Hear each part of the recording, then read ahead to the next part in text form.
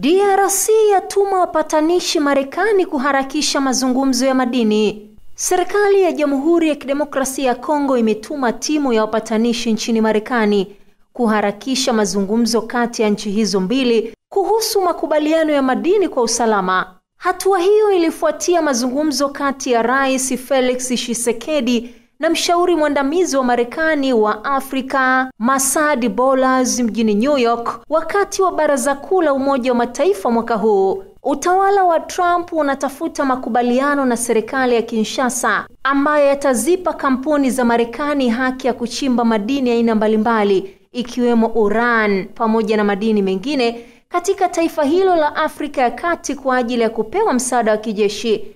Kulingana na shirika la habari la RFI, Kinshasa inatafuta makubaliano yanayotokana na ushirikiano wa muda mrefu wa Marekani na wazalishaji wakuu wa mafuta wa Mashariki ya Kati kama vile Saudi Arabia. Radio hiyo pia imebainisha kwamba serikali ya Kongo inatafuta kuishawishi Marekani kwamba upatikanaji wa madini muhimu lazima pia uilinde Kongo. Udhaifu wa jeshi la Kongo dhidi ya waasi wa M23 wanaoungwa mkono na Rwanda umesababisha serikali kutoa mikataba ya madini hususan kwa Marekani na Umoja wa Falme za Kiarabu kwa malipo ya msaada wa usalama.